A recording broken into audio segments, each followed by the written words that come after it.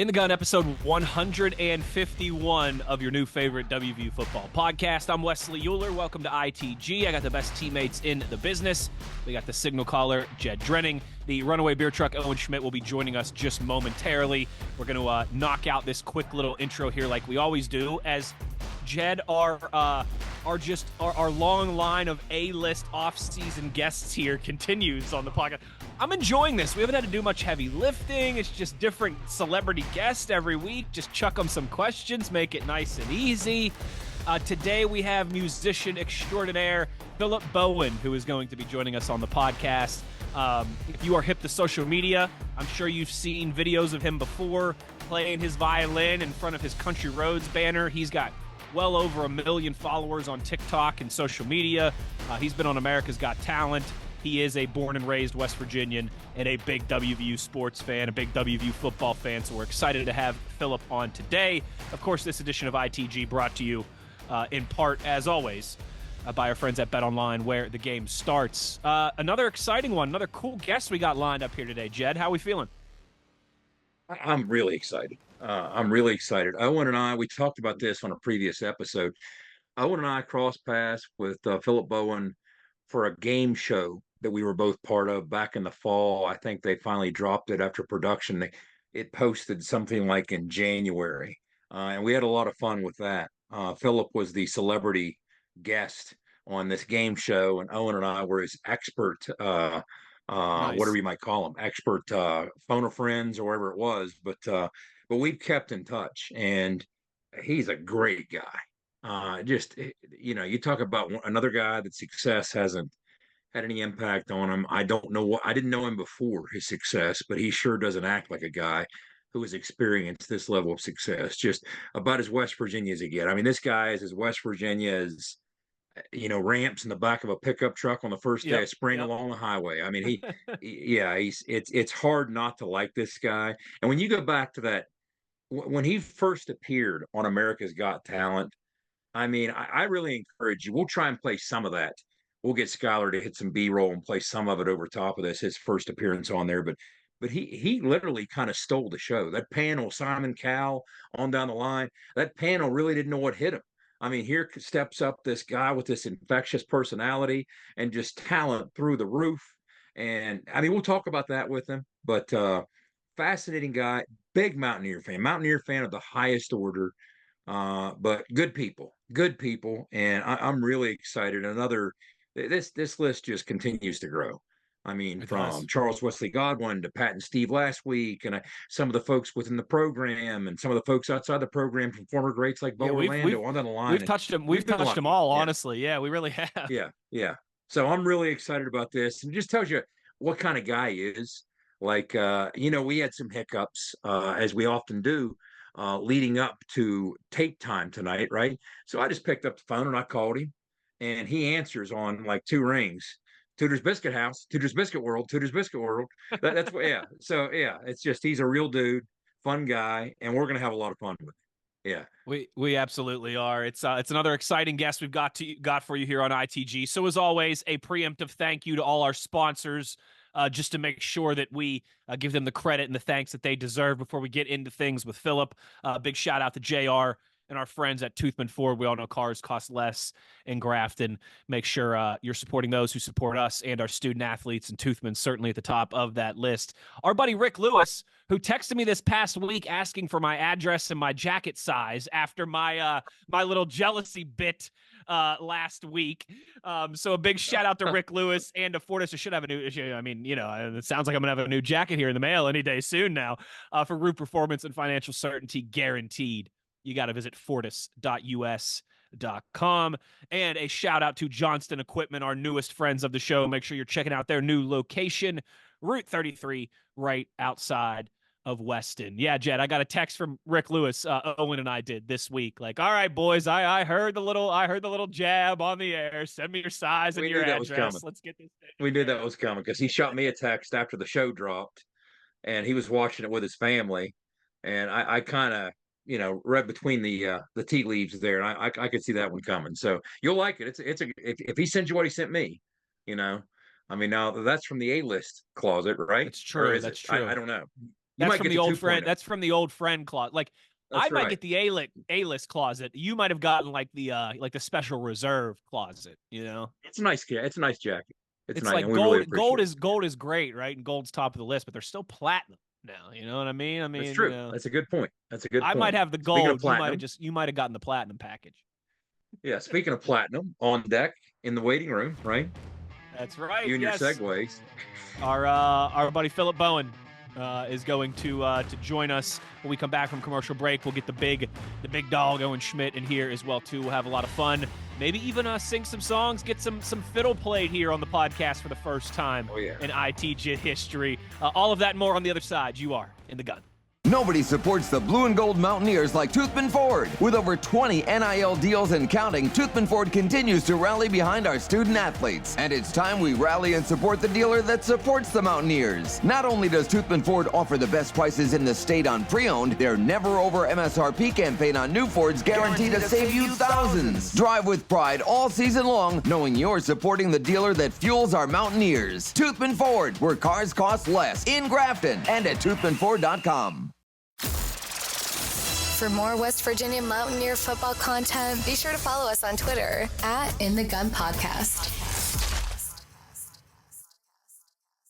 For nearly 20 years, Fortis has been the nation's leader in providing guaranteed roof performance programs for commercial buildings.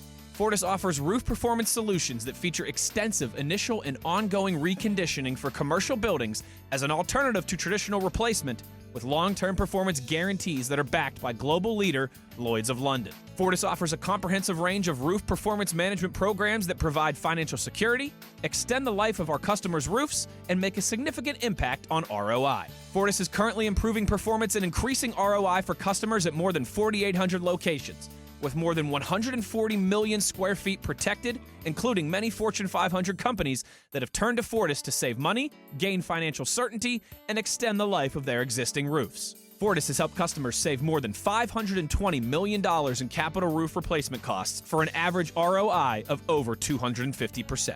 To learn more, visit fortis.us.com. Fortis, roof performance and financial certainty guaranteed. If you work the land, you just got to be a jack of all trades type. There's just too much to do. So if you got to be a welder or a farmer or a ditch digger, that's just who you are that day. Then tomorrow, you can be somebody else.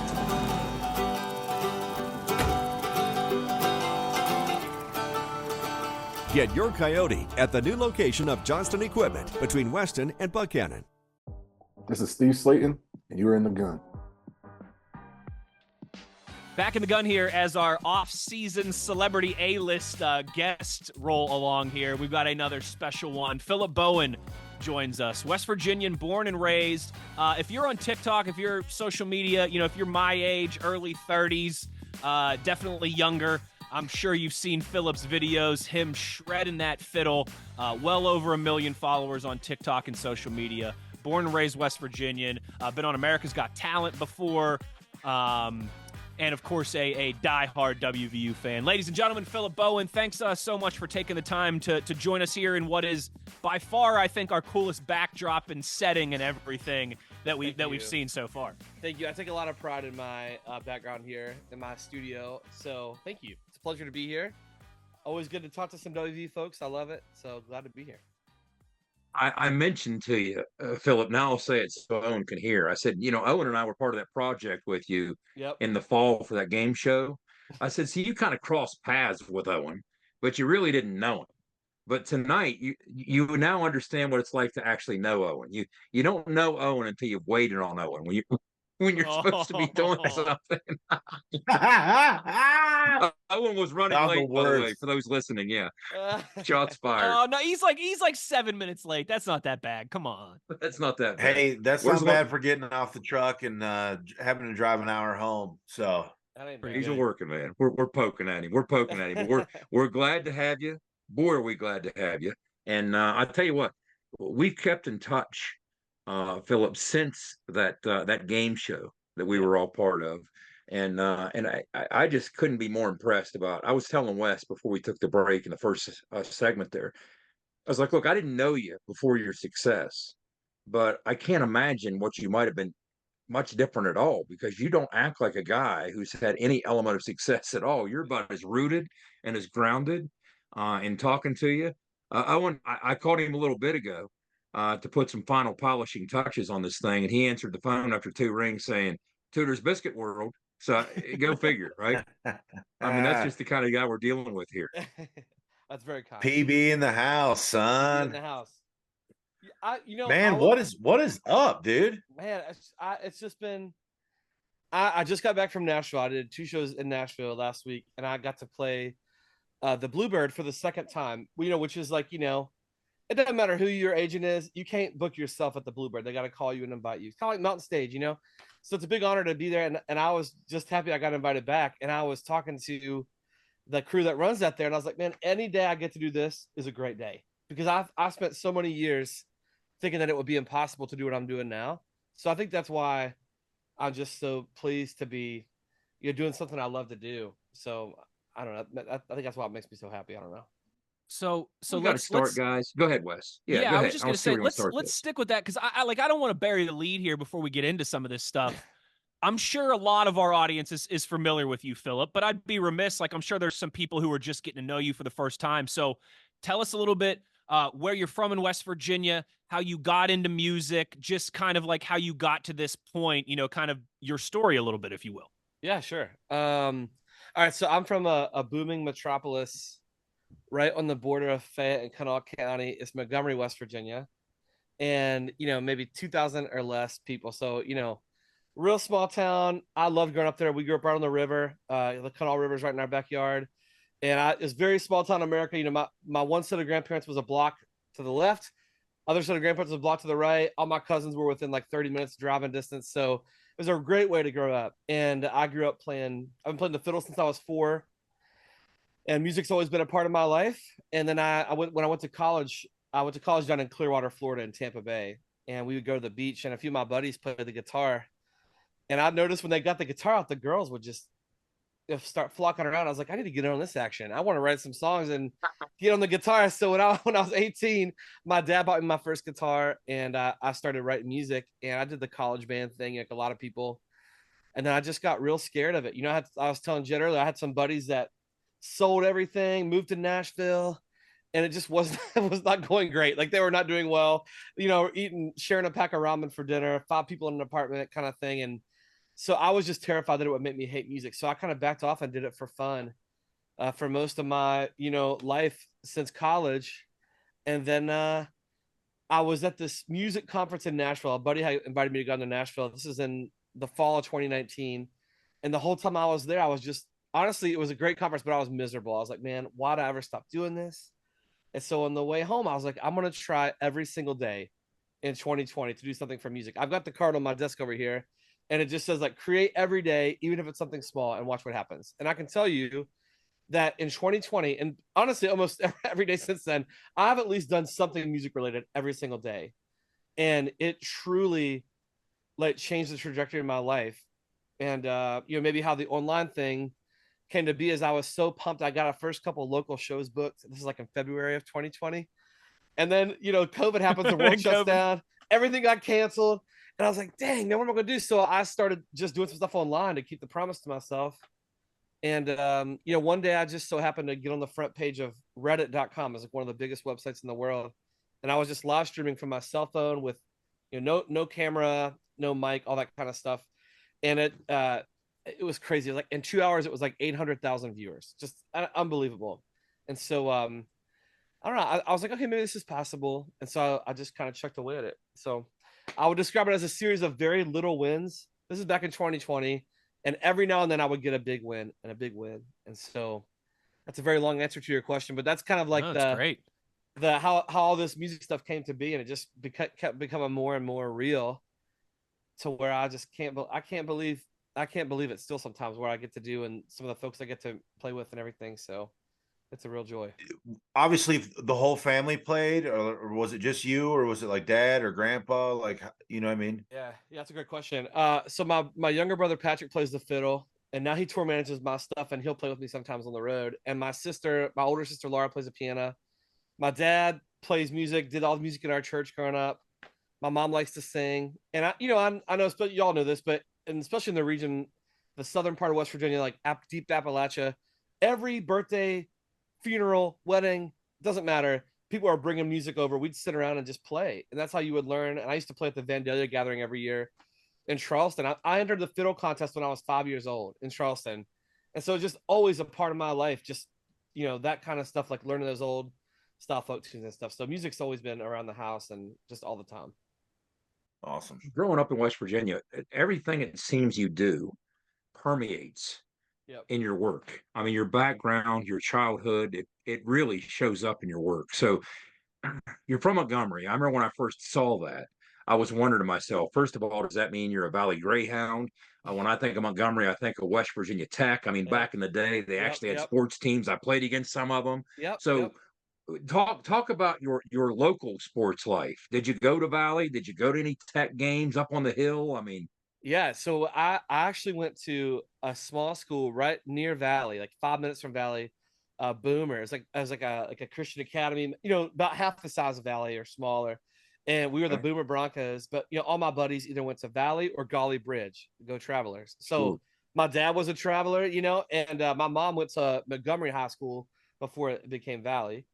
And then we would go to Tech everything, man, like Golden Bears football. They had their football field up on the and it's literally cut into the mountain. They cut a chunk out of the mountain and set the field up there. The parking lot. If you park the wrong way, you're toast. You're going all the way down the hill, So it's just a really special thing. And I still have such vivid memories.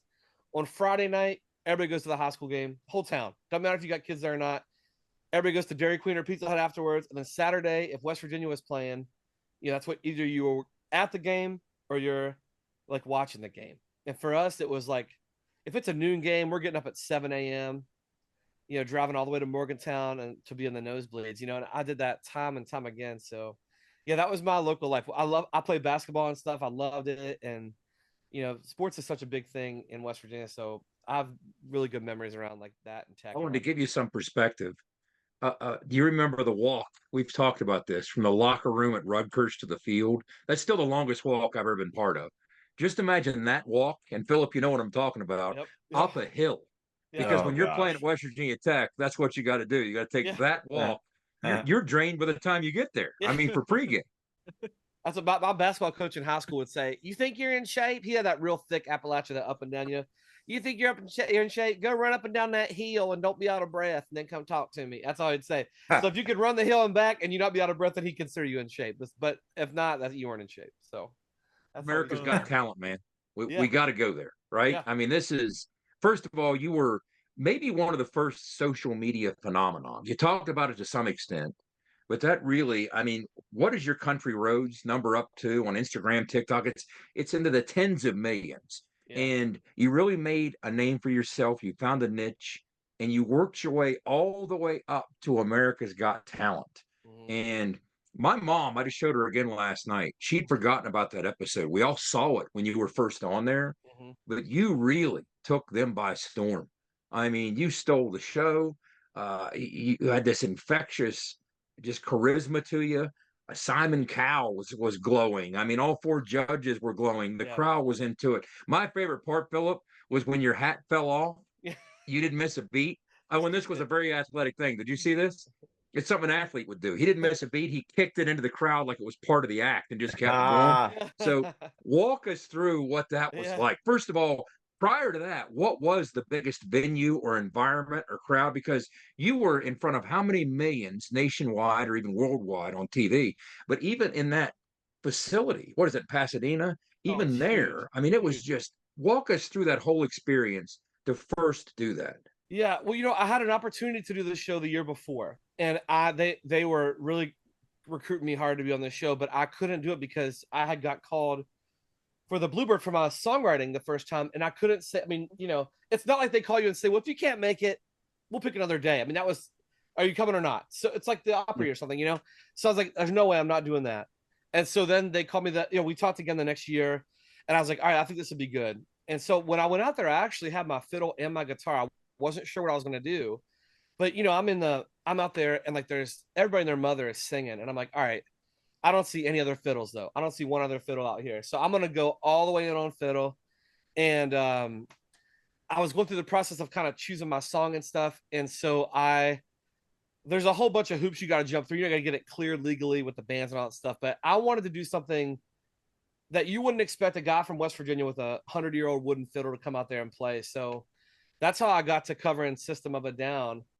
Chop Suey, dog. Yeah, exactly. I was so pumped. I was like, let's go. And when I told them that, like, they're like, all right, Chop Suey. I was like, you'll see, it will work. I promise. And so, you got with the band, like for that first round, like a band records your track for you and stuff like that. But then when you're out there, it's just you're almost like fiddle karaoke, So I was backstage. I was just having the most fun. Like, you get there. I was there for a few days. Then it was like taping time. And my parents had come out, and it's full, big audience. And so for me, that gives me life. Like if there's people in the room, like as soon as I step out there, I'm just like completely energized. That's what I want to feel. And I was chopping it up with Terry backstage, and he's like, are you gonna set this place on fire? I was like, man, you wait and see. You wait and see. So like I was feeling so good about I just wanted to do it because you have so much build up to doing it. And then I was playing, my hat starts falling off, and I was thinking to myself, it's gonna fall and get stuck in the strings. So I tried to like slink it off with my head, and I was like, oh, what if I kick it? All in a second, and I was like, please God, do not let me miss this hat. So like I kicked it, it worked out well. And the judges were I don't, there has to be a science to this, but when you're playing in front of a lot of people, you can physically feel, I'm sure it's the same in sports, like you can physically feel when you have the crowd, like when they are with you on your side. And so about 30 seconds into it, I was like, this is going to be fun. I got this, so I was just like kind of riding the wave, and then I blinked and it was over, so that first round was really great because it set me up for success with the network. And like, man, after that first one, I was everybody's best friend. Like everybody was, oh, okay, here's what's happening next and blah, blah. So that it felt good to get that first one out the way. Man, it was incredible. And it was so cool to see you pick that song choice, man. Cause I was like, man, this is left field. This dude's about to kill this, dude. I was like, they're either going to like love it because it's so different, or they're just not going to get it. And so what I tried, when I started with this like real slow, bluegrassy type of lick. And then when they dropped the beat in, I just saw people's, like Sophia's face was just like, so that's what you're going for, so we'll take it. That's exactly what you're going for. Yeah. Exactly. We got to talk musical influences, obviously, right? I mean, small town West Virginia guy, but some System of a Down in there clearly. For sure. What were you into particularly growing up? What are you into now, or what still blows your hair back now? Kind of walk us through that side of things for you. I'm always intrigued to know. Like when we had Charles Wesley Godwin on a couple months ago, we asked him that, and he just went on like a 5-minute tangent about how much he loved Bruce Springsteen. So I always like to see where these kind of questions go. I grew up in a very eclectic household. So my mother's side of the family is all like Lebanese. There's a lot of Lebanese Americans in Charleston. And so I had this, and like they all love, it's hard to explain. They all love like, old New York and show tunes, all that stuff. So my mom's listened to like Delilah at night and show tunes, all this other stuff. My dad is like strictly like old country, Southern gospel, bluegrass, that kind of stuff. Like some old rock. My dad like loved that kind of like jam rock stuff, like Grateful Dead, stuff like that. So I had a lot of musical influences growing up, and then I really fell in love with like storytelling specifically. Like I still love James Taylor. Like he's one of my favorite storytellers. Nice. I like how he can tell a very complex story in a little amount of time. I could listen to him all day long. Randy Newman is the same way. Like I love Randy, and I love the way he tells stories. And then of course, people like John Prine and like some maybe current artists. Like I love this band called the Brother Brothers. They're so good, and I've had a chance to meet them now through all this stuff, and like stuff like that where it's kind of that modern Americana. But I also like, I love hip hop. I love some hard rock here and there. Like the way that I work, like I'm ADHD all the way. So like when I work, I have to have something like in my ear. So like I listen to like a ton of like lo-fi, like hip hop. There's like beats, with like some soft lo-fi hip hop when I work and stuff like that. So anyways, I would say my biggest musical influences, like in terms of like what I write and stuff like that, are some of those like just like wonderful storytellers. Like I love Vince Gill. Like Vince Gill is one of my heroes. I love Vince so much. And I like Brad Paisley, and I'm very eclectic and all that, but like one day I was pulled up to a session and I was listening to I was listening, like I'm in Detroit right now, so I was listening to like T Grizzly, is this like rapper from Detroit, and the guy at the studio was like, "What are you listening to, buddy?" I was like, "Oh, you haven't heard this? This is so good." So like I'm very eclectic. I like it all, and I think it kind of helps you. I kind of helps you like as a player and as a musician to kind of not get boxed in with something. You're a Renaissance man. There's no doubt about it. I mean, how many instruments do you play? You write your own songs, or at least a lot of them. Yeah. How many do you play? I get about a few. Like I play maybe 4 or 5. I play the fiddle. I can play the mandolin pretty well. The mandolin is just like the same tuning as a fiddle. It's same strings, E, A, D, G. So I can play lead on the mandolin really well. I play the guitar. I can mess around with the keys a little bit. A couple other things. I'm pretty good on the harmonica. Like a couple other things like that. Like I can. But music's just always made sense to me. Honestly, like I almost like see it like colors. Especially with the fiddle. That's why I close my eyes so much. So it's just one of those things that just like I can't draw for nothing. I can't walk into an empty room and see what it could be design wise. Like my wife's good at that, but you give me an instrument, like I can paint a picture with music. That makes sense to me. Hey, when did you have? I'm by no means a musician at all, and I picked the guitar up when I was like a senior in college or whatever. Yeah. But when did you like have that moment where you're like, oh man, all these string instruments are kind of the same. Now I can play all these other instruments. I think when I first picked up the acoustic guitar, it felt really difficult to me at first. And then like my dad bought my first guitar. I started messing around with it that summer.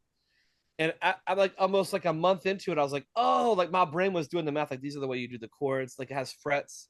To me, the guitar is a lot more forgiving because the fiddle, every like whatever it is, every little 16th of an inch is a different semitone. So it's like a half note, sharp, flat, sharp, flat. So you got to be, it's like a baker. You got to be dead on with the sugar or the whole cake's, toast. Whereas like the guitar, you have a little more room to play in the frets and stuff like that. So yeah, I don't know. Maybe when I was in college, I was like, oh, this isn't so bad. I could do the guitar. Then I tried the mandolin. Then I tried some other things, and then I just started writing like crazy because I just like fell in love with telling stories and stuff like that. So I really got the bug for writing probably in college. I mean, there's an appeal to what you write to people like us because of our West Virginia ties. Obviously, I mean, I love you're singing about lightning bugs. I mean, what's more West Virginia than chasing fireflies in the yard? And I just did it with my kids a couple times this past summer. I mean, it makes for great memories. I mean, you talk about being born in West Virginia. I was born in West Virginia. You walked us through some of those experiences when you were in Florida, and why there's only one home, right? You talk about things in Europe versus West Virginia.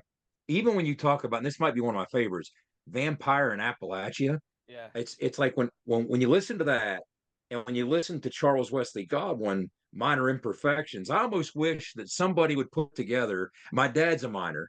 My father-in-law was a miner. My granddad died of black lung. He was a miner. Yep. I wish somebody would include like Jimmy Dean with Big John and just have some album with like the coolest coal mining songs ever, because yours will be on there. Charles will be on there. But what do you think it is about what you do that expands so far beyond the appeal of just West Virginia? It's obvious why you appeal to us, but your appeal goes far and wide. I think that I think the thing with storytelling is, and you learn this as you get deeper into it, or songwriting is that maybe at first you tend to be very, very specific. So that only if you know me personally, you might know what the song's about.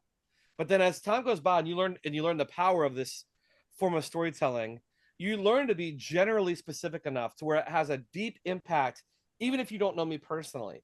Like I played a show on the West Coast earlier this year, and they all wanted to hear Vampire. And I was like, are y'all from, they had not from here. Nobody works in the mines, but they are relating to the song, especially that second verse about the opioid crisis and stuff. And so I think that's when you have something good when people can relate to it, regardless of whether they have lived what you have lived. And if they can live their own life through your song, that is like the true magic of it. And that's when you have something that will make an impact.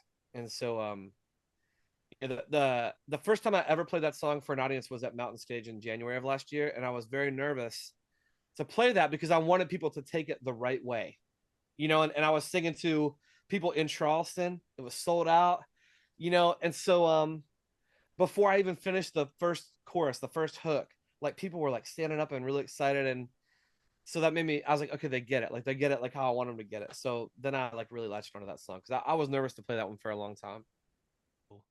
You got a you have a dream venue that you would like to play, a bucket list venue at some point in your life that you think, oh yeah, I got to play there at some point. 100%. I have like a list of like 5 on my wall, like my studio wall behind the camera. So I knocked out 2 of them last year. I did Mountain Stage and the Bluebird last year, so that's great. My big one, probably the biggest one for me would be like because of the style of music I play and the tradition behind it. I would love to play a song in the circle at the Opry. Like if I could play one of my songs at the Opry, that is like a huge goal for me.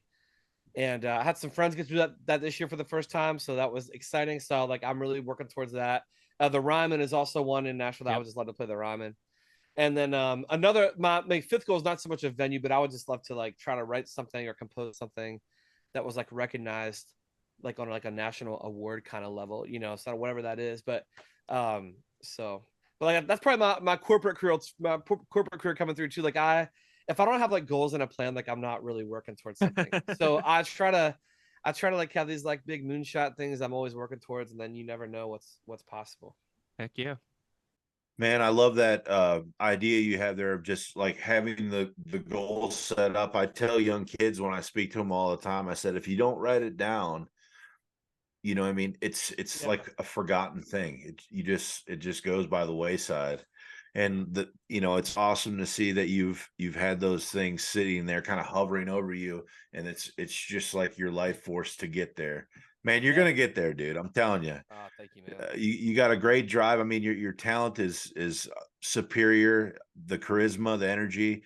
You got a great fucking. Sorry about the F-bomb, Jed there, but the charisma, dude. Just the aura, right? You just shine bright all the time. It's awesome watching you, man.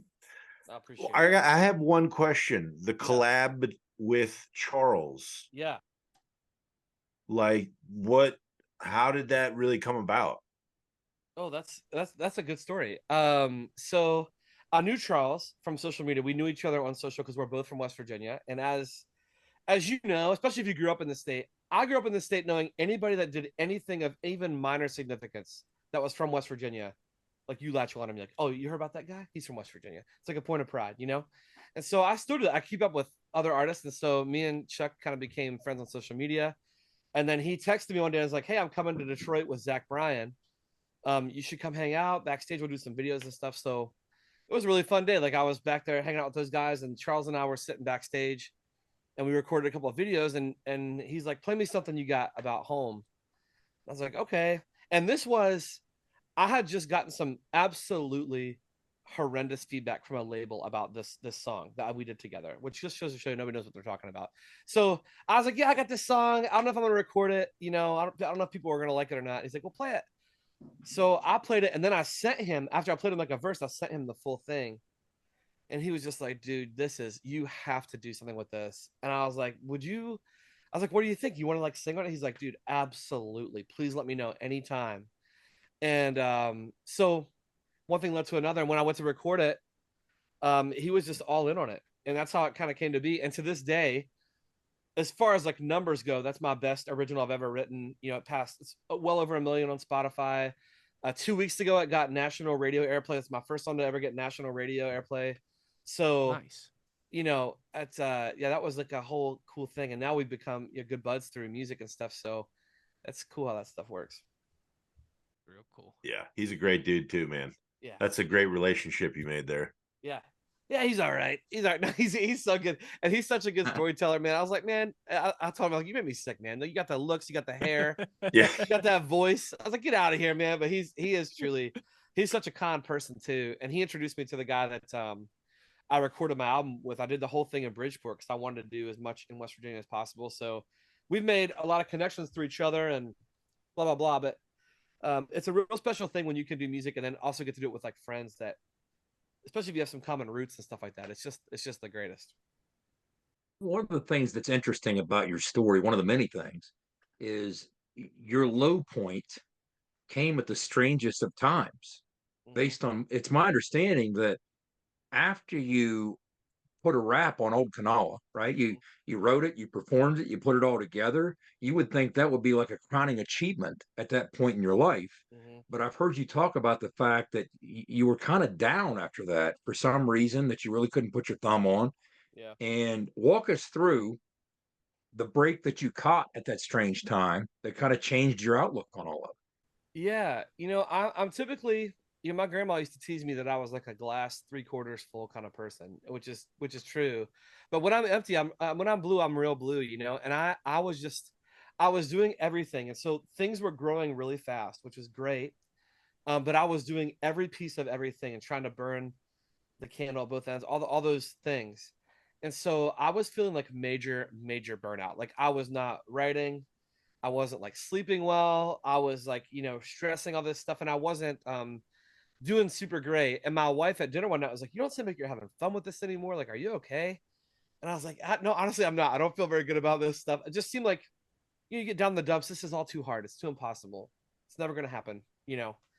And so I went to my parents' house over Christmas. We were all there for about a week, and the day after Christmas, the folks from Mountain Stage called me, and they're like, "Hey, this is the start of the 40th season. We really want to have a West Virginia native on there. We'd love to feature you on the show." And I honestly thought it was a joke. I was like, "What? Like this is the Mountain Stage, right?" He's like, "Yeah, there's only one." And so I was like, and it was like that. Like I was like, I didn't hear what date he said. I was like, "I'll be there." He said, "Well, let me give you the date first." I was like, "No, it doesn't matter. It doesn't matter. You pick the date. I'll be there." And so that honestly gave me new life because I thought I was just like putting this stuff out into the ether. It's weird how you can get in your own head like that too, and I wasn't taking breaks like I needed to and stuff like that. So that really helped me just get over the hump. And that was like a truly great moment in my life that evening. I got to sing with, Kathy Mattea.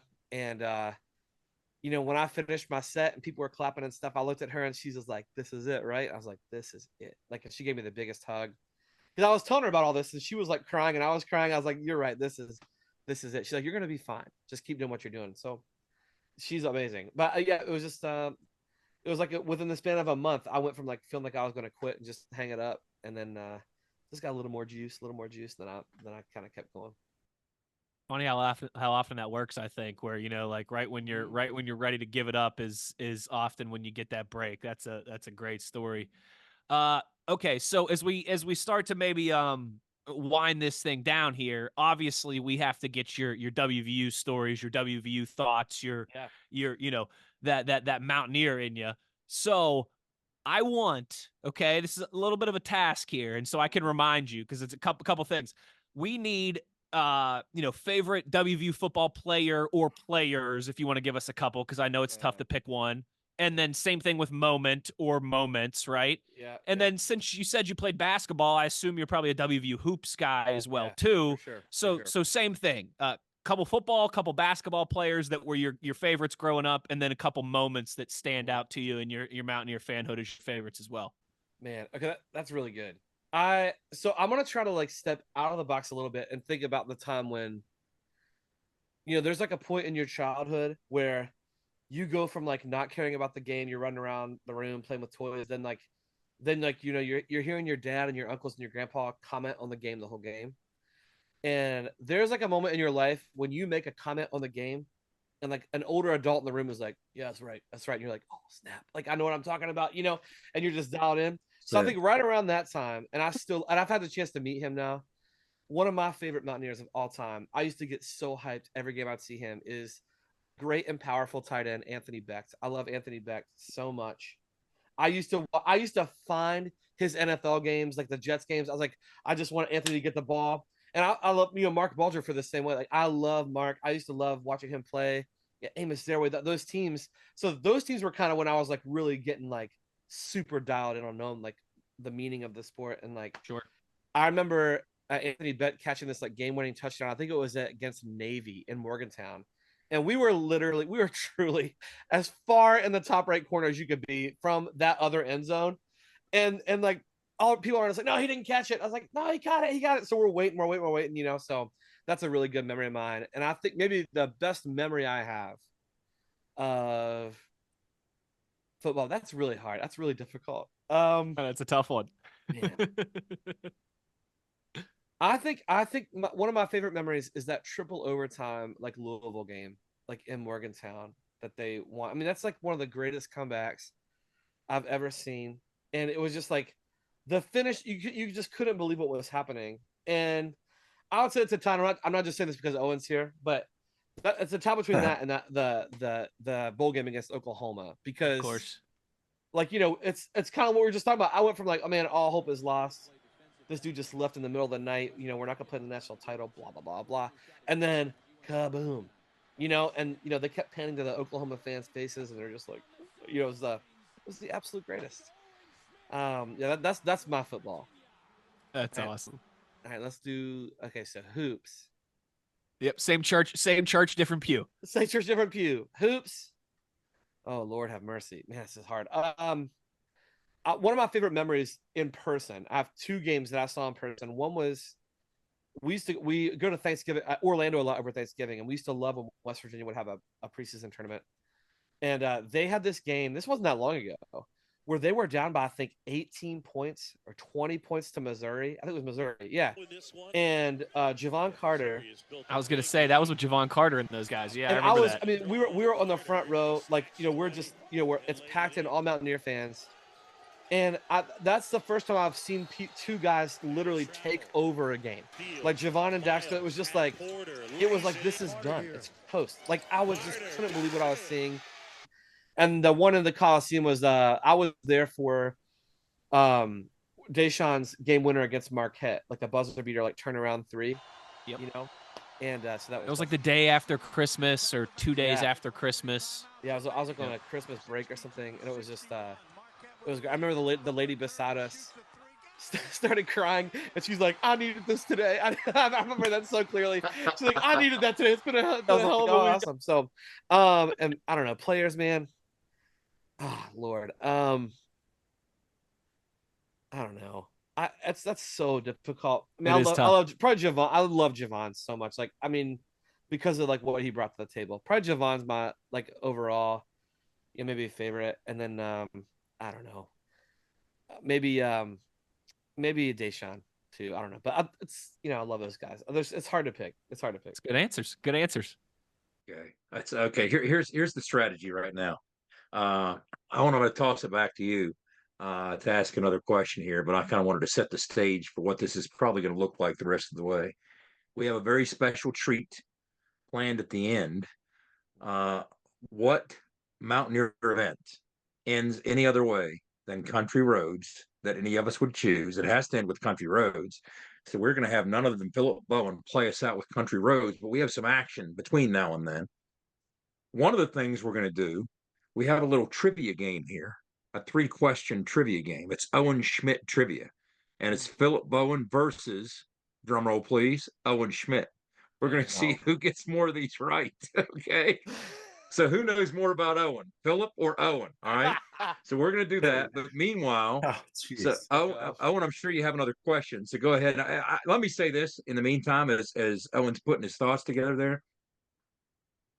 It's so easy to pull for guys like you and Charles. Oh, I mean, we are so tickled that you're having the success that you do. I mean, sometimes you see people, ascend to certain levels in life, and you're kind of like, I don't know about that. He kind of lucked into this, or look how much it's changed him, but that's not the case with the two of you. It's so easy to pull for you, and it's just so easy to entirely get behind all your success. And it's just like Owen said earlier, dude, it's the tip of the iceberg. I mean, it's just the tip of the iceberg. I'm convinced for both of you. You have incredible things in your future, but more so than that, you are West Virginia through and through, and it's just so easy to get behind it. And we're all kind of sharing in your success. But I wanted to say that as well. But if you had any comments, as Owen's going to ask another question here, and then we're going to get into some Owen Schmidt trivia. We're going to do a story. I'm not even going to ask my question because it was so funny that you said Anthony Beck, because Anthony Beck texted me this morning and was like, "Hey man, how you been? It wasn't on my phone. It was on, I think Instagram or whatever. Mm-hmm. But he was like, "Hey, I got your wrong number. I don't think I have your right number." And then we just kind of had a conversation. So I'm definitely going to let him know that Please do. he is your awesome. favorite player, dude. That's Man, awesome. listen, I That's have awesome. I have some pretty big followers on Instagram that I got really excited about. Like, Joe Rogan follows me on there. But I'm telling you, when Anthony Beck followed me, I was like, oh my gosh, Jamie. My wife's name is Jamie. I was like, look at this. It's Anthony Beck. She's like, who's Anthony Beck? I was like, who's Anthony Beck? So I went down, I got like this card with like his jersey, like a little piece of his jersey on this like football card. I was like, this guy. She's like, oh, that guy. Yeah, I was like, yeah, Anthony Beck. So please tell him I said hello. Marco Beck's dad. Love that That's guy. awesome. Love that guy. Oh, I definitely will, man. I definitely will. That's I'll tell awesome. him you're a big fan. And Yeah. now he's doing big things in St. Louis. He's got that city charged up, man. There might Yeah. be a little. Maybe you go out there and do some souping up before the Let's game or go. something. Let's Who go. National knows? anthem. Whatever. Yeah, whatever it takes. And shout out to Anthony for this too. He had cut day. What was it, last week? And he posted on social media, look, as a head coach, this is by far, not even close, the single worst day of the year. I And, couldn't a lot of people don't say that. So he took the time to actually point out that, look, that's difficult to do. And so anyway, anybody else have comments before we get to trivia, followed by country roads? It's time for our producer Skylar just texted me. It's time for Bowen versus Owen. Dun, Oh, I dun, like that. dun. I like it. Hey, I like I that. like I your like it. odds, Philip, because I don't think my brain works as good as it used to. Now, Owen, bear in mind, we both know you are dealing with a trivia veteran, right? I I mean, know. when we first met Philip, he was That's part right, of a that's trivia right. show, right? I know. Against an artiste. Okay. That was so funny. So, all right, drum roll, please. Whatever graphics, whatever sound effects, Skylar, feel free to roll the game show music. It's time for Owen Schmidt trivia. Owen versus Bowen. 3 questions. Question number 1. Owen Schmidt is part of a unique crowd of mountaineers who rushed for over 1,000 yards in their West Virginia career. What's unique about Owen? He did so with only 160 career carries. True or false? That means Owen ran for 1,000 yards in fewer carries than anybody on that list. True or false? Man. Those are career yards. Career yards. Man, I'm going to say possibly yes. Possibly. So you're saying true, possibly true. True. I'll go That's false. I'll go false then. Okay. False. True. Should we give the answers now one at a time, or what do we do here? You want to give the answer? You want to hear it? That's Yeah, I wild want to if hear it's the true. answer. The correct answer is false. Is it Noel Devine? No, not a bad Famous? guess. Think more in terms of short span as a runner, big plays. Pat White. No, No. that's a lot of runs. Was it Zeraway? Tavon, 110. Oh, that makes sense. Yeah. 110. Makes sense. I mean, you'd think like a Danny Bugs kind of guy on reverses, but Tavon obviously had the Oklahoma game. The bulk of his yards came in that. He got half. But He got still half Owen. of them. He got half of them there in one game. Yeah, he got half of them right there. So Owen, 160 carries, dude. That's pretty good average, brother. That's pretty good average. Is that second fewest You know to what? 1,000 yards in I'm not- program history? Yeah, The balloons there. here come the balloons. Is that second? Is that second fewest? Is that second fewest? No, I I don't keep know the forgetting. answer I to can't that. put up the 2 for some reason on here. I was trying to find that right before we came on because I put that together in one of the videos we did last year. So I thought that was a good We'll have question. to look Kind that of. up. We'll follow up on that. Yeah, we'll bring that back up. But 160, Owen, good job. That's a heck of a job. 110 by Tavon is insane. That's So crazy. Philip, for those scoring at home, 1, Owen 0. Okay. 1, no. Okay. Question 2. It's pretty simple. Did Owen Schmidt have more receptions in his career in the NFL or at West Virginia? He was often used as a guy to the backfield, sneaking on those option routes, on those sneak routes, working his way in some favorable linebacker matchups. Now, bear in Man. mind, he played some tight end at West Virginia his senior year too. So, which did he have more in the NFL? More catches, I feel like it's gotta or be at college. WVU? Gotta be a WVU. So Philip Man, saying I'm gonna WVU. say the pros. Owen saying NFL. Once again, a divergence. Interesting. Drum I like roll, it. please. Here we I come like with the it. final answer. Okay. Owen Schmidt, in his long and glorious NFL career, got 34 passes for 218 yards and 2 touchdowns, including Not one bad. from Mike Vick. Not bad. He had a career high 3 catches for 43 yards against Washington. So 34 catches in the NFL. At West There's Virginia, no way. There's no way he had that many at 32. WVU. No way. 32. No way. 32 for 288. That's great Yeah. trivia. Like that's some great trivia right there. I wanted to make it challenging. So now we have a Man, score of that's amazing. 1-1 as we come here down we the go. stretch for question number Tiebreaker. 3. Tension. Now, Owen, this might be too easy for you. It might be unfair. Question 3. I don't know. You're either going to remember it or you're not. Something tells me you're going to remember it. So I should find a way to make it dicey for you. But okay, here we go. Dice it up, Jed. Let's make it spicy here. In the Fiesta Bowl that Philip just referenced, we all know where the nickname came from, and we all know the play where the nickname came from. In that game against Oklahoma in the 48-28 win of the Fiesta Bowl, Owen had 3 carries for 64 yards, including his 57-yard runaway beer truck touchdown. True or false? That was the final carry of Owen Schmidt's West Virginia career. Oh man. Was that the last one? I got Owen. Owen doesn't remember. I thought, he's going to come to him right away. Oh man. I'm trying to remember. I feel like I had one maybe after that. I can't remember. There was one where my helmet came off. That's awesome. It's so funny. Like I remember, like this is how much this stuff means to WVU fans. Immediately after the game, like my dad bought this when you could buy the whole game on iTunes, and we watched it again. We watched that thing again, boy. We watched it once and we watched it again, son.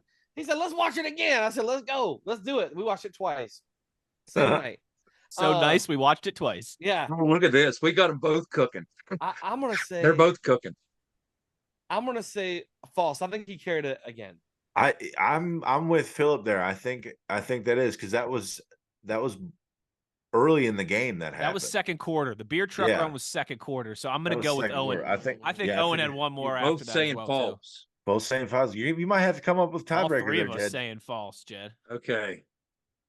Here we go. Owen had 3 carries. Those carries were as such. In the first quarter, he had a 5-yard carry. In the second quarter, he had a 57-yard touchdown to put West Virginia up 13-3. Later in the second quarter, the final minute, he had a 2-yard run, which was the final rush of his West Virginia career. No carries in the second half. So we got a tie. Yeah. Come on now. There we go. Wes, you got to come help me up out with here. What something we can do for a else, Jed. tiebreaker? What we do It's for a 2 to- tiebreaker is, I tell you what, we see right now who can play Country Roads better on the fiddle. That's the tiebreaker. Perfect. That's the tiebreaker. Philip, you win, I was dog. going to break the guitar out. Goodbye. Philip, you win. Philip Bowen on the strings. Okay. Yeah, Philip Bowen. I started doing that because people were like stealing my audio, and trying to put it on their own, like the classic content game on social media. And so somebody's like, "Oh, you need a tag at the front of your videos." I'm like, "What?" And he's like, "Yeah, just say like Philip Bowen or something." It's not like one day I was like, "Oh, just say Philip Bowen on the strings," and then That's awesome. That's where that came from. Yep. And that thing's really from the 1940s. That's when that thing was made. Yeah, the one I'm playing right now, this is actually older. This one is this is a 34 Meinel violin. So I found this my violin was made by this pretty famous violin maker, and then the violin shop I go to get it repaired was like, he's like, "Hey man, this is like the sister fiddle he made 10 years before it." And so I wanted this fiddle for years and years, and then I I sold a song last year, and I was like, I'm going to buy that fiddle. So I found it, and I got it. Now I own them both. Love it. And yeah, and if you see a fiddle out in the wild and you want a good like indication of like craftsmanship, if you flip it over on the back and there's no seam down the back, if it's one piece with no seam, that's the hardest thing to do in the world. So like if you see them with no seam, then you'd be like, oh, it's pretty good fiddle. It's pretty good. It's made well. So Nice. Wow, that's very cool. if you're out shopping for one, now you know what to look for. All right, let's see. I So can't believe we're about to experience this, folks. All right, I'm gonna put the studio sound on, so there'll be a little reverb, but it's intentional, and hopefully it'll play okay with your audio. If it starts to sound crusty, just let me know and I'll start it over. All right, if you can hear it, I'm good. All right, Here we go.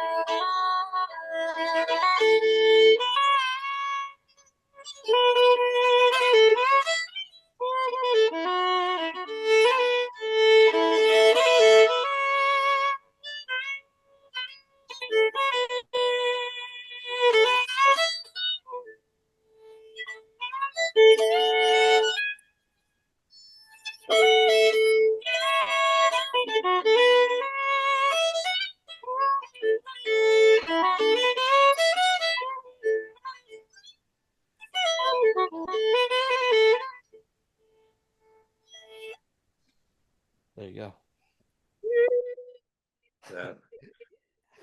I should have busted out the lighter for that. Yeah, perfect. My if I had one, I would thank too. you. Thank you very much. Oh, That's awesome. Man. Thank Philip, you. That's awesome. that was awesome, partner. That is, I think that's about the best way that we could close down this is our 151st episode. That'll be by far the coolest sign off we've had. Before we go though, anything you want to plug, anything you got coming out, music, tours, merch, anything? Yeah, I'm touring all over this year, so the best way to find out where I'm going is philipbowenmusic.com/tour, or you can follow me on Bands in Town or one of those kind of sites. But it's on my website, the tour dates, and I'm really working on something special for my hometown in Montgomery, West Virginia. I'm trying to get something together for a show to show that we could do like an honest to God, like tour level quality show in a very small town in Appalachia. So that'll be in October sometime. Stay tuned for details on that. And then I got a song dropping April 12th called Thief, if you want to check that out. And then come see me on the road sometime. I'd love to see you. Come say hey. And that's really it. More specifically, Saturday night in Clarksburg, West Virginia. I wasn't sure where this would air. Yeah, so this Saturday night I'll be in at the Robinson Grand I'm headlining the Born and Bred festival on the 23rd on Saturday night. And it's gonna be a really great night. So if you want to come out and hang, it'll be some good like local West Virginia music, and then I'll close it out. It'll be a good night. Mr. and Mrs. Drenning will be there too. That's right, we're fired up. We're excited. Thank you so very much. We're fired up, brother. Yeah, no, this will drop Thursday morning, so I'm glad we got that in there before Saturday. That's perfect. Heck yeah. Absolutely. Perfect. Philip, thanks so much, man, for taking the time to do this. We really appreciate it. Pleasure anytime. Awesome. It's always good to see y'all. I've been I feel like I've known y'all from like when I was see Jet on the sidelines and Owen on the field, so it's cool to be doing this. I appreciate you having me. Let's bring you back for a trivia rematch. Yeah, anytime. Yeah. There we go. Well, the one thing we ask of you before we get out of here is to be an ear and tell an ear about your new favorite WVU football podcast. For Philip Bowen, the Runaway Beer Truck Owen Schmidt, and the Signal Caller Jed Drenning, I'm Wesley Euler. A thank you to our producer Skylar Callahan for putting this all together for us as well too. Take care, everybody. We'll talk to you next week. You've been in the gun.